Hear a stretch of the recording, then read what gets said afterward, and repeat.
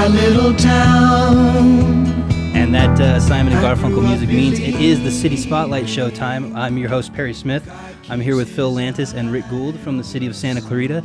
And for the next hour, we're going to talk about all things Santa Clarita. And we have two very big events coming up. Phil, you work with the arts as an administrator with the city. And Rick is our director of Parks and Recreation. So, Phil, tell me a little bit about two of the things that we want to talk about were the Cowboy Festival and the AMGEN tour this year. Phil, what can you tell me about the history of the Cowboy Festival for people who don't may not have heard of that before?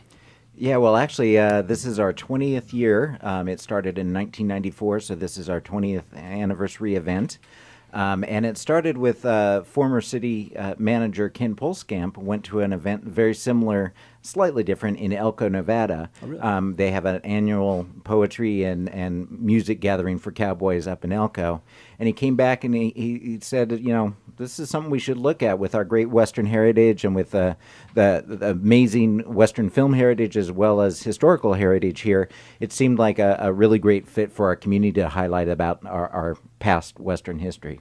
And the event has evolved a little bit over the years, has it not? It used to be, I believe, a Cowboy Poetry Festival, and now it's kind of a more all-encompassing, just all things cowboy, a celebration of that, if you will. Correct. It was for many, many years named the Cowboy Poetry and Music Festival, and we made the change about 8 years ago to the Cowboy Festival because we were adding other elements, and while, of course, we still have poetry there and music, we have fashion and a bunch of other elements, more historical stuff. We have a lot more film stuff. So it just wasn't encapsulating what the event was about. It's also evolved a lot with the actual first year in '94. It was supposed to be at Hart High School's auditorium. Oh, really? And because of the earthquake, just about a month and a half or 2 months before the event, we had to look for a new location. We were lucky enough to find a great resource, Melody Ranch Motion Picture Studio, owned by the Valuze family, and they've been our host for all 20 years, and it really is a key element to the event because you step onto that ranch and you basically step back in time. I mean, Right. everything else goes away. It's a beautiful Western town that's been the home to many, many things over the years, going clear back to Gene Autry owned it for a long time. Most recently, it was used for Django Unchained. It was the home for Deadwood, the HBO series. So it's got a rich life of being on film in particular. And I was just going to say, the filming there goes back to like almost the time of Gene Autry, does it not, as far as they used to film Westerns there back in the day? Oh, so yeah, to it goes back, I think, to the 30s is when it first became a major motion pictures ranch. But yeah, it's been the home to many a star over the years. Gunsmoke, parts of Gunsmoke was filmed there. Tons and tons of films. It actually burned down in the 60s, really? and Elvis was actually shooting there at the time. And apparently the story is that he helped with the fire lines and stuff. But when the Valuzes bought it in the early 90s, they actually looked at old photos and basically rebuilt the city, the Western town. So it's this beautiful, it looks like it's still from the 1890s, but it's kind of a replica, but you wouldn't know that going on there. Wow, that's really interesting. Now, I know you work with the Arts Commission, and you're a bit of a film buff yourself. Do you have a favorite product of the Melody Ranch Film Studio?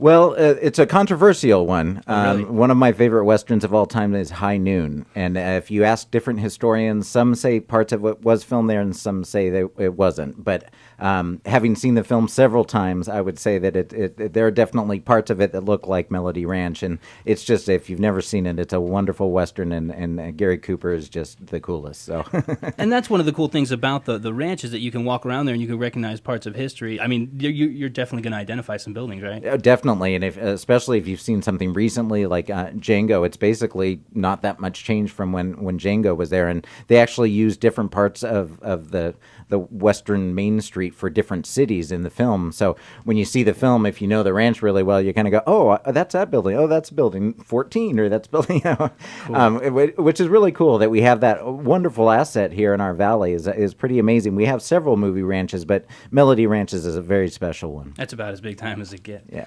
And Rick, do you have any kind of stories from the ranch? I know you've been to the Cowboy Festival a few times yourself. You know, I just am amazed at. I get a real kick out of the smiles on people's faces. I mean, I think you see the people who come every year and who dress in character, and they're living for that moment. And some of the cowboys are old and grizzled, and some of the ladies are definitely take after the traditions of the Old West, certain parts of the traditions of the Old West. But So- then there's young kids too, and they're walking around with big eyes and looking at blacksmiths and those types of things. It's pretty cool. Yeah, and I was just going to say, you'll see some dress from the era. You'll see some hoops. The hoop skirts. Some corsets going on. There's little a before lot my of time. stuff, a lot of cowboy hats, and a lot of whiskers. Some chaps. Yeah, some chaps, definitely. But it's not required. You don't have to dress up. You can come out and enjoy it without committing that much. It's similar in some ways to the Renaissance Pleasure Fair, where there's people in costume who are totally embracing it, and other folks that are enjoying that and just enjoying the sights and the smells and the sounds and the food. It's just a great weekend, and we hope everybody will come out. If you haven't tried it, try it once. Bring your family out. It's just a great weekend. So it's essentially, if you will, kind of a Ren Fair, but for cowboy buffs and aficionados and that Yeah, type of- basically that's what it comes down to is recreating a time that we all have fond memories of. Especially there's a generation that grew up with Westerns on TV, and you can just, as Rick described, you can just see the twinkle in the eye as they're walking around and enjoying themselves. Well, when we come back for a commercial break, we want to talk a few more things about the Cowboy Festival, what people can expect to see, what they should know if they're going to be there.